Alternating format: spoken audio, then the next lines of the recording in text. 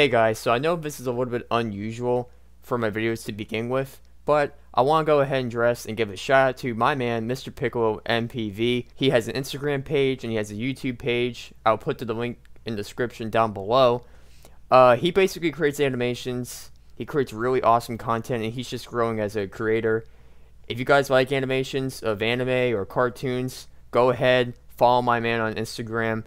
Follow him on YouTube. He's trying to build a platform, and I can't wait to see where he goes in the future. And just go ahead and sub, guys. You guys will not regret it. Now, without further ado, let's go ahead and get into the video.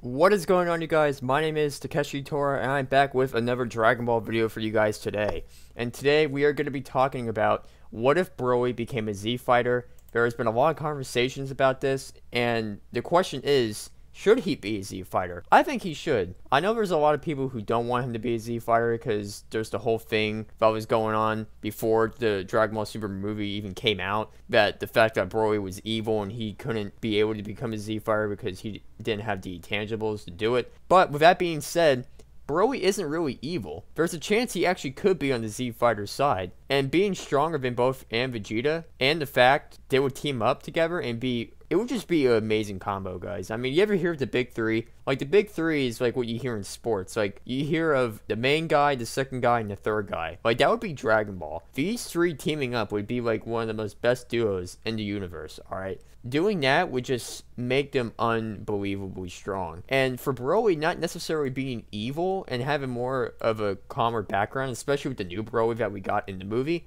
I think he actually could be a Z fighter. I think it would be really interesting to see. And the fact towards the end of the movie where they actually let Broly survive because Gogeta was about to finish him off, but they wished him back to planet Venom, and obviously it was kind of a cliffhanger towards the end.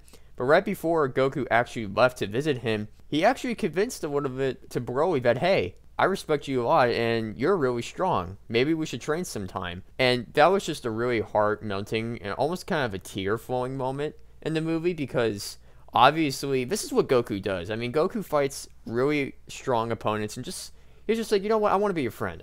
Okay? This is what Goku does, guys. But obviously it was kind of more of a bromance moment in a way to say, hey, let's team up together. You're pretty strong. So we actually could see that maybe in the future in the anime, but we'll just have to wait and see. But I am going to divide this video into two parts. Part one is going to be about, should Broly be a Z fighter? And that's just going to be my personal opinion, and I go into depth as to why I think he should. And part two is going to be about the impact it will have on Goku and Vegeta, because the impact will just be huge if Broly end up teaming up with them. But with that being said, let's go ahead and dive into part one. Alright guys, so for part one, we're going to be talking about, should Broly be a Z fighter? And I think he should, because to me, adding another Saiyan with Goku and Vegeta, it would just be so awesome for the series, and especially for the anime and the manga. It could create some interesting situations that could happen. But some people don't think he should, because Broly is most of the time regarded as a villain throughout the history that we've known him. Now, I want to date back to the original Broly, the non-canon Broly version, because the Broly we have now, or that was just released in the recent movie Dragon Ball Super Broly, that Broly's canon, so that Broly is completely different. He's a lot more calm, his demeanor is better, he's able to control a little bit more of his power, and just the fact that his intangibles alone are a little bit different. But the non-canon Broly in the original movie, the legendary Super Saiyan, that Broly was just a monster. That Broly was completely different than this Broly was, just completely different. But Dragon Ball Super Broly set up a potential turn for Broly. In the non-canon movies, like I mentioned before, the legendary Super Saiyan was just a killing machine who just pretty much hated Goku and said Kakarot like 50 million times. When he was brought to the anime's canon version, which was the new movie that was released 2 years ago, he was re-imaged almost as more of a character that actually has a little bit more of an upside and actually has more of a background. That being said, this Broly actually has more of a gentle sense to him than the legendary Super Saiyan did. So the movie's ending was pretty much he was shipped back to his home planet, and the door was left wide open. Okay, kind of stumbled on my words there a little bit, but the door was left wide open, and Goku actually came and pretty much said like, hey, like you're a pretty strong dude, all right, like we can train. And he really said that to Broly, and Broly almost kind of took it as, okay, you know, I like you. You know, I don't totally hate you. You know, I'm not like the other Broly where I'm just gonna kill you and say your name 50,000 times. But with that being said, though, Broly, just the fact, like, think of it this way, guys. Broly teaming up with Goku and Vegeta would be insane. It would be insane. It would be the most unstoppable force in all the universes. Don't even get me started with Universe 6. Cabba's strong, but he has his limitations.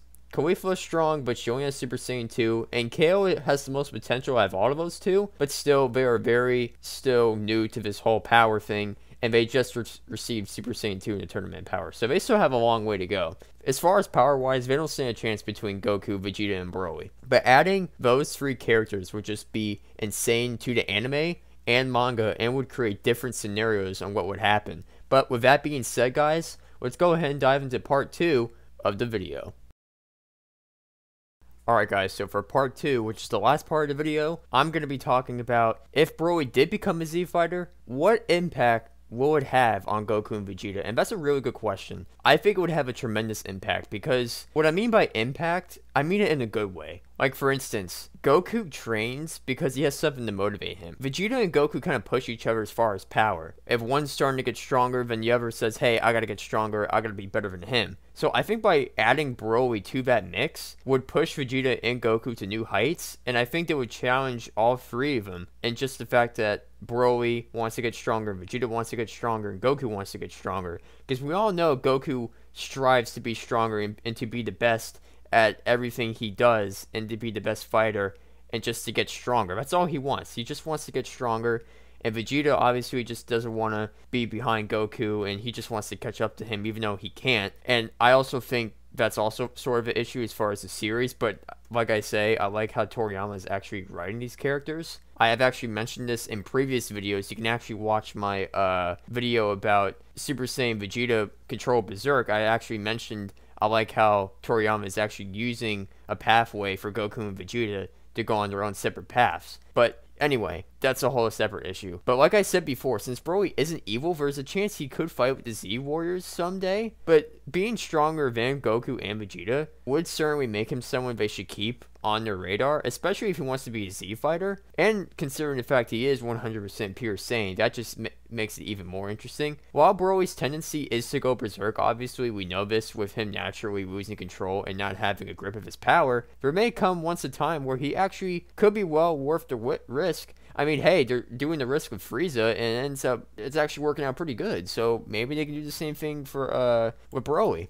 But like I said in part 1, towards the end of the movie, we saw Goku have more of a bromance Broly moment where, hey, I like you a lot, and Goku offers him the ultimate sign of Saiyan warrior respect, asking him to train, have some, you know, quality time together, be able to become stronger and push each other. And I just think adding Broly with Goku and Vegeta would just be amazing. I mean, the impact it would have on Vegeta and Goku would just push them to new heights. They would want to get stronger. They would seek to get stronger. And they could teach Broly to actually control his power and be able to maintain his power too. So there's benefits on both sides. Broly's able to have more of a calm demeanor and get stronger, and Goku and Vegeta are able to push each other as well. However, they're also able to gain new power and achieve new heights as far as where they want to go. And I just think where the series is going, guys, is just incredible. And we're going to see in the next couple of years if the anime comes back, if Broly's introduced to it. We're going to find out. But with that being said, guys, I really hope you enjoyed this video.